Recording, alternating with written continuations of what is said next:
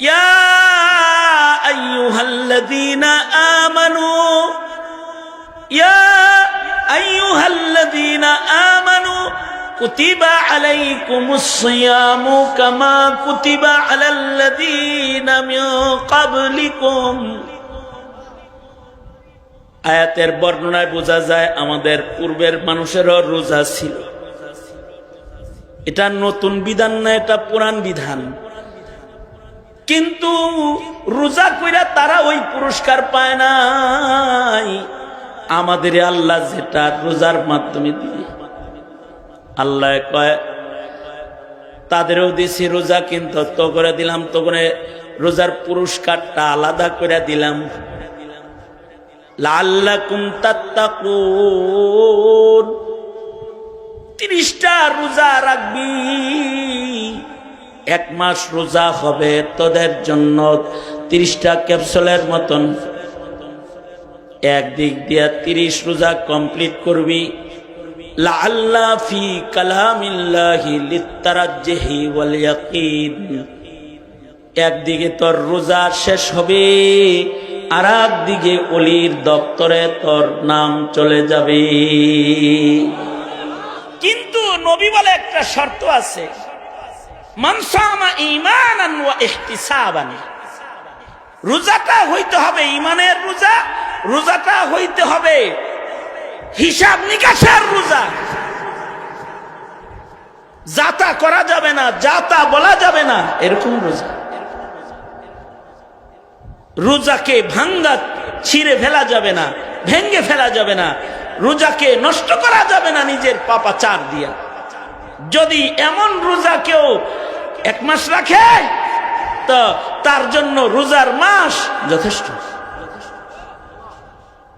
কারণ নফল করলে ফরজের সওয়াব দিয়ে দিব, ফরজ করলে 70 গুণ বাড়ায় দিব।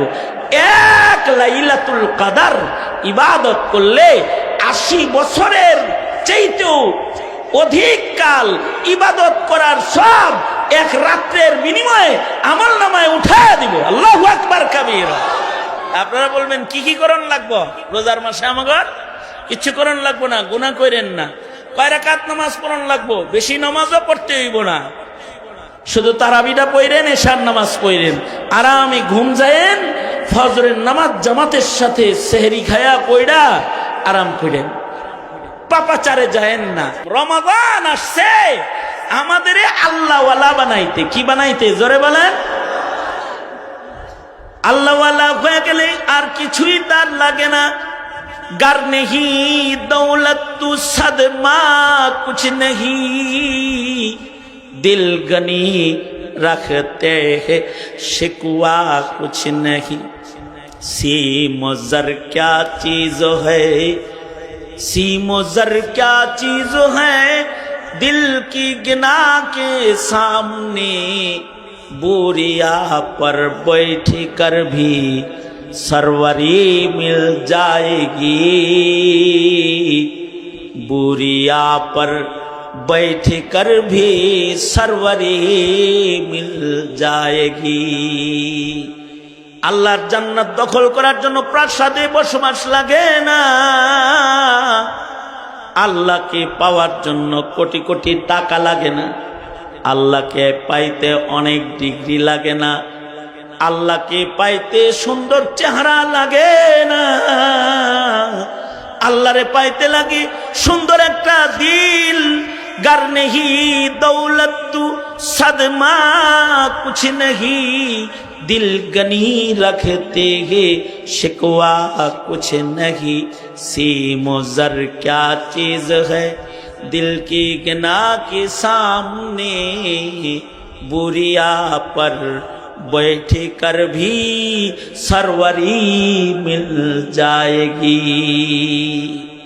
চাটার উপরে বসে জান্নাতের রাজত্ব দখল করার, ঈমান আর আবদিয়তের রাজত্ব আল্লাহ তাআলা মুসলমানের দান করেছে। আল্লাহু আকবার করে বলেন। এই পৃথিবী থাকার জায়গা না। আমাদের পূর্বে যারা এই পৃথিবীতে আগমন করেছে তারা চলে গেছে, আমরা যারা এখন আছি আমরাও চলে যাব। আমাদের পরে যারা এই পৃথিবীতে আসবে তারাও চলে যাবে। কিন্তু যাওয়ার আগে আমাদের সকলকে আল্লাহওয়ালা হইতে হবে, মুত্তাকি হইতে হবে। যারা মুত্তাকি হবে মৃত্যুর আগে, আল্লাহওয়ালা যারা হবে, তাদের জন্য ঘোষণা আল্লাহ পাকের, আলা ইন্না আউলিয়া আল্লাহি লা খাউফুন আলাইহিম ওয়ালা হুম ইয়াহজানুন। আলা ইন্না আউলিয়া আল্লাহ লা খাউফুন আলাইহিম ওয়ালা হুম ইয়াহজানুন। আল্লাহ তাআলা বলেন, যারা দুনিয়াতে আল্লাহওয়ালা হবে তাদের ভয় নাই, তাদের কোনো পেরেশানি নেই। যদি কেউ আল্লাহওয়ালা না হয় দুনিয়াতে, তাইলে মৃত্যুর পরে তার পেরেশানি আছে, তার ভয় আছে, আযাবের ভয় আছে, শাস্তির ভয় আছে। আর যদি কেউ আল্লাহওয়ালা হয়ে যায়, তাহলে তার ভয় নাই, তার পেরেশানি নাই, তার চিন্তা নাই। আল্লাহওয়ালা কে? আল্লাহওয়ালা হলো সে যার হৃদয়ে আল্লাহর ভয় আছে, সে আল্লাহওয়ালা। যে মুত্তাকি, যারা মুত্তাকি তারা আল্লাহওয়ালা। যারা মুত্তাকি না, তারা আল্লাহওয়ালা না।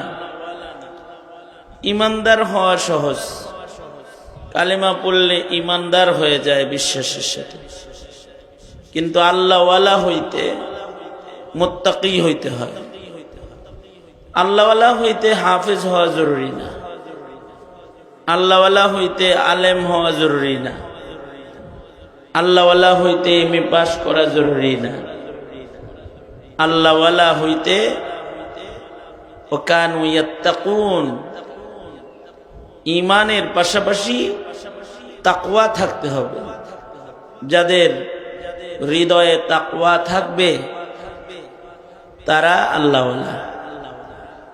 যাদের অন্তরে আল্লাহর ভয় আছে তারা আল্লাহওয়ালা। আল্লাহওয়ালা হয়ে রিক্সাওয়ালাও যদি আল্লাহর ভয় হৃদয়ে আনে, তাহলে রিক্সাওয়ালাটা আল্লাহ। একটা তরকারি বিক্রি করে একটা সাধারণ শ্রমিক, গার্মেন্টস শ্রমিক, কিন্তু তার ভেতরে আল্লাহর ভয় আছে, তাহলে সে কি? আল্লাহওয়ালা। বলেন সে কি? জোরে আওয়াজ করে বলেন। অথচ সে কি? একটা রিক্সাওয়ালা অথবা একটা তরকারিওয়ালা। সাহাবায়ে কেরাম অনেকেরই তরকারিওয়ালা ছিল, কিন্তু তারা আল্লাহওয়ালা ছিল। এক সাহাবী তরকারি বিক্রি করত বাজারে বাজারে। এই সাহাবী তরকারি বেচত বাজারে বসে বসে। গ্রাম থেকে তরকারি আইনা মদিনার বাজারে দোকান সাজায়া বসে পড়ত। কিন্তু তরকারি বিক্রেতা কিন্তু আল্লাহওয়ালা। এমন আল্লাহওয়ালা যে আল্লাহ তাআলা তার উপরে রাজি। সুবহানাল্লাহ বলে। নবী তার উপরে রাজি। এমন আল্লাহওয়ালা, রাদিয়াল্লাহু আনহুম ওয়া রাযু আন। আল্লাহর রাসূল বাজারে গেছেন, যা দেখে এই তরকারি বেচেছে, সে তরকারি সাজায়া বৈশা তরকারি বিক্রি করতেছে। রিওয়ায়াতে আছে আল্লাহর নবী পেছন দিক দিয়া যায়, তরকারিওয়ালার পেছনে যায় আল্লাহর নবী মাটির ভিতরে বসে পড়ছে। বসে পেছন দিক থেকে তাকে জড়ায় ধরছে। বন্ধু বন্ধুর অনেক সময় পেছন দিক দিয়ে যায়, চোখ ধরে না, চোখ ধরে কয়, বলো তো দেখি আমি কে? ঠিক না? এই তরকারিওয়ালার পিছনে যায় আল্লাহর রাসূল বসে পড়ছেন এবং তাকে বুকের ভিতরে জাপটা দিয়া জড়ায়া ধরছেন। কালো কুৎসি মানুষ জড়ায়া ধরে আল্লাহর রাসূল বলে, এই একটা গোলাম বিক্রি হবে, গোলাম, আমার একটা গোলাম বেচমু, এই যে এটা আমার গোলাম, কারা কারা কিনবা? নবী রসিকতা করতেছে। এই সাহাবী সে বলতেছে, আল্লাহর নবী, আপনার গোলাম হইলে তো সফল হয়ে গেল। হাবিবুল্লাহ যদি কাউকে গোলাম হিসেবে বেচে দেয়, তাহলে তার চাইতে সফলতা আছে? আল্লাহর রাসূল বলে, বাজারের লোকেরা দেখো, এটা আমার গ্রামের বন্ধু আর আমি তার শহরের বন্ধু। নবীজি বলতেছেন, এই তরকারিওয়ালা এই লোকটা আমার গ্রামের বন্ধু আর আমি হইলাম তার শহরের বন্ধু। তার মানে আল্লাহর রাসূল কতটা মোহাব্বত করতেছে তাকে। তার তো কিছু নাই, গায়ের রং কালো, টাকা নাই, সে বৈশা তরকারি বেচতেছে, কিন্তু আল্লাহর কাছে বড় প্রিয়, নবীর কাছে বড় মোহাব্বতের। তার মানে তার ভেতরে আছে তাকওয়াল্লাহ, সে আল্লাহ আল্লাহর রাসূলের মোহাব্বত, ভালোবাসা। যদি এমন কেউ গরিব দরিদ্রও হয়, কিন্তু তার ভেতর যদি আল্লাহওয়ালা হয়, তাকওয়াওয়ালা ভেতর হয়, তখন তারা আল্লাহ আল্লাহর রাসূল খালি ভালোবাসে না, ফেরেশতারাও ভালোবাসে, তাকে ফেরেশতারাও ভালোবাসে। এক সাহাবী গরিব, তার ছোট্ট একটা ঘর, বুখারীতে আছে। এই ছোট্ট ঘরের ভেতরে বসে বসে সে আল্লাহর কোরআন পড়তেছে, কোরআনে কারীম পড়তেছে। সাহাবীর ছোট্ট একটা ঘর, তার ভেতরে সাহাবী ঘরের কোনায় বসে বসে আল্লাহর কালাম পড়তেছে, আর সাহাবীর বাচ্চাটা, ছেলেটা তার পাশে ঘুমাইতেছে, আর সাহাবীর ঘোড়াটা তার ঘরের ভেতরে বান্ধা আছে। কিন্তু হঠাৎ ঘোড়া লাফানো শুরু করছে। ঘোড়া বড় হাসাস জানোয়ার। ঘোড়া বলা হয় চতুষ্পদ যত জন্তু আছে, যত হাইওয়ান আছে, হায়াতুল হাইওয়ানে কামালউদ্দিন দেমেরি রহমতুল্লাহ আলাইহি লিখছেন, যত চতুষ্পদ জন্তু হাইওয়ানাত আছে, মানুষের পরে সবচেয়ে বেশি আকলমন্দ হলো ঘোড়া। সবচেয়ে বেশি আকলমন্দ কোন প্রাণী? কোন? এটা তো একটা মুখস্থ করার জিনিস, মুখস্থ করার জিনিসটা। মানুষের পরে সবচেয়ে বেশি আকলমন্দ প্রাণীর নাম কি? বড় আকলমন্দ। এখনো আকলমন্দ ঘোড়া, যেগুলো রেস খেলে, যেগুলো দিয়ে দৌড় প্রতিযোগিতা হয়, অনেক দাম। সেনাবাহিনীর ঘোড়া অনেক দাম, অনেক আকলমন্দ। প্রাডো গাড়ির চাইতে বেশি ঘোড়ার দাম। একটা ঘোড়ার দাম প্রাডো গাড়ির চাইতে বেশি। এত দামি ঘোড়া এখনো আছে।